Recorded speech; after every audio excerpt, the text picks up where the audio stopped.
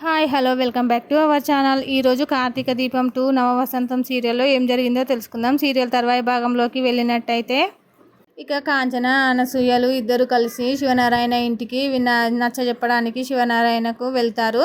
వెళ్ళినప్పుడు ఆ గౌతమ్ మంచివాడు కాదు, అతనితో జోష్న పెళ్లి చేయొద్దు అని చెప్తుంటే శివనారాయణ మాత్రం వినకుండా ఏది ఏమైనా సరే ఈ పెళ్లి జరిగి తీరుతుంది అని శివనారాయణ చెప్పేసి ఇంట్లోకి వెళ్ళిపోతాడు. ఇక తర్వాత సుమిత్ర పారిజాతంలో కూడా కాంచన బతిమలాడుతుంది. అయితే సుమిత్ర వినకపోగా పారిజాతం మాత్రం తనకు నిజం తెలిసినా కూడా నటిస్తూ మాటలు అనేస్తుంది.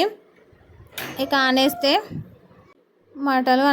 నిస్సహాయంగా ఏడ్చుకుంటూ తిరిగి బయలుదేరుతుంది. అప్పుడే పారిజాతం వెళ్ళండమ్మా వెళ్ళండి అని తిప్పుకుంటూ తిడుతుంది. కాంచన వెళ్ళగానే పారిజాతం మనసులో జోష్నకు జరిగిందంతా చెప్తే దాని ఏర్పాట్లలో అది ఉంటుంది. అది మన మనసులో ఫిక్స్ అయిన జోష్న దగ్గరికి పరుగు తీస్తుంది. ఇక కార్తీక్ బాబు ఇంట్లో శివంగిలా ఎదురు చూస్తూ ఉంటారు. దీపకు కాంచన అనసూయలు వచ్చి శివనారాయణ వినలేదు కదా, సుమిత్ర కూడా తమ మాట నమ్మలేదని చెప్తారు. అప్పుడే కాంచన ఏడుస్తూ దీప చేతులు పట్టుకొని ఈ పెళ్లి జరగకుండా నీకు ఇష్టం వచ్చినట్టు చెయ్యి, ఏదో ఒకటి చెయ్యి దీప అనేసి వెళ్ళిపోతుంది. ఇక అనసూయ దీపతో భర్త కోసం పోరాడిన సతీ సావిత్రి కథ గుర్తు చేస్తూ ఉంటుంది. అలాగే నువ్వు పోరాడమ్మా అని వీరతిలకం దిద్ది పంపిస్తుంది దీపను. పెళ్ళి ఆగాలంటే జోష్న నోటితోనే నిజం చెప్పించాలి, నా మీద పడిన నింద పోతుంది అని వాళ్లకు పెంచిన నాన్న కుబేర్కి దండం పెట్టుకొని మరీ బయలుదేరుతుంది. ఆమె వెళ్తున్నప్పుడు మ్యూజిక్ వస్తుంది బ్యాక్గ్రౌండ్లో. అబ్బో వీరనారి చెల్లెమ్మ మన దీపక్క అన్నట్లు ఇంకా బయలుదేరుతుంది. ఇక పారిజాతం వచ్చి జోష్నతో మీ అత్త వచ్చిందే పెళ్లి చేయొద్దు అని చెప్పేసి పెద్ద గొడవే చేసింది మీ తాతతో, ఎంత చెప్పినా మీ తాత వినలేదు. ఇంకా కాకపోతే నాకెందుకు దీప నిజం తెలిసిందేమో అనిపిస్తుంది, ఎందుకంటే అంత ధైర్యం మీ అత్తకు ఎందుకు వస్తుంది, కాస్త జాగ్రత్తగా ఉండవే అని హెచ్చరిస్తుంది పారిజాతం జోష్నను.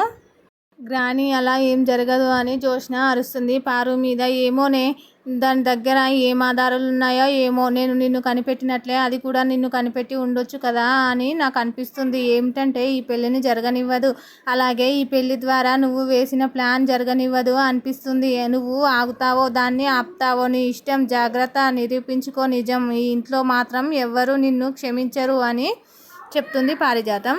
చెప్పి ఇంకా వెళ్ళిపోతుంది. జోష్న అసలు ఆ దీప దగ్గర ఏం ఆధారం ఉందో తెలుసుకోవాలని దీపకు ఫోన్ చేస్తుంది జోష్న. ఇంకా దీపకు ఫోన్ చేస్తే ఫోన్ లిఫ్ట్ చేసి 10 నిమిషాలు ఆగు, ఫోన్లో కాదు డైరెక్ట్గా మాట్లాడుకుందాం అంటుంది దీప. ఇంటికి వస్తున్నావా అంటుంది జోష్న. ఏం ఆపుతావా అంటుంది దీప. నా పెళ్ళి ఆపడానికి మా అత్తను పంపించావు కదా, సిగ్గులేదా అని అంటుంది దీపను జోష్న. అన్నింటికి సమాధానం చెప్పడానికే వస్తున్నా అంటుంది దీప. మళ్ళీ ఇచ్చి అనిపించుకుంటావు అని అంటుంది జోష్న. నువ్వు సత్తిపండు గారిని తీసుకొచ్చి గౌతమ్ గారిని కాపాడడానికి నేనేం రమ్యను తీసుకొని రావడం లేదు అంటుంది దీప అంటూ జలకిస్తుంది ఇంకా జోష్నకి.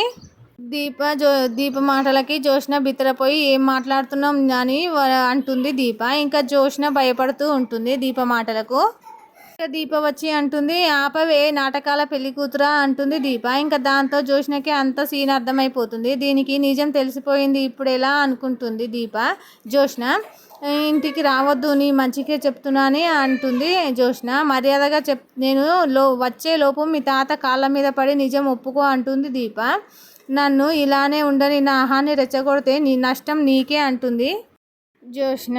నీ అహాన్ని నిన్ను తొక్కి నార తీయడానికే వస్తున్నాను అని సిద్ధంగా ఉండు అని ఫోన్ పెట్టేస్తుంది. మళ్ళీ నడిచి వస్తుంది కోపంగా. అబ్బో, ఇక జోష్న కంగారు పడిపోతుంది. నువ్వు చెప్పేది నిజమే గ్రాని, దీపకు నిజం తెలిసిపోయినట్టుంది, దాని దగ్గర ఏదో ఆధారం ఉంది, దీపను ఆపాలి, ఇంట్లో వాళ్ళకు నిజం తెలియకూడదు, దాన్ని ఇంటి వాకిట్లోనే ఆపాలి. దీప నా ప్లాన్ మొత్తం నాశనం చేస్తున్నావు కదే, నిన్ను ఆపాలని గట్టిగా అనుకుంటుంది జోష్న.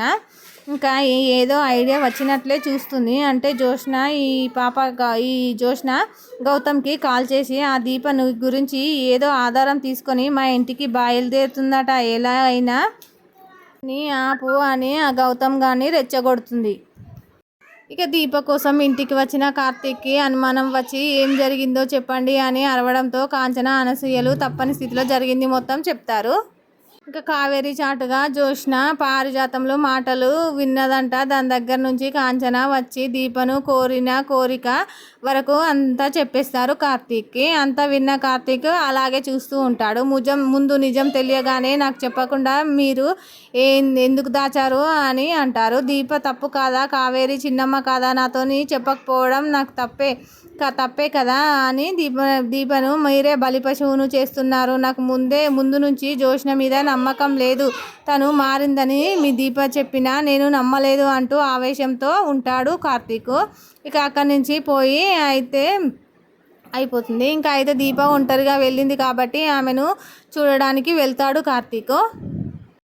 ఈరోజు ఎపిసోడ్లో కథ మొత్తం చూశారు కదా. మరి రానున్న ఎపిసోడ్లో ఏం జరుగుతుందో తెలుసుకుందాం. మరిన్ని ఎపిసోడ్స్ కోసం సబ్స్క్రైబ్ చేసుకోండి, లైక్ చేయండి, ప్లీజ్ సపోర్ట్ చేయండి. Thank you for watching.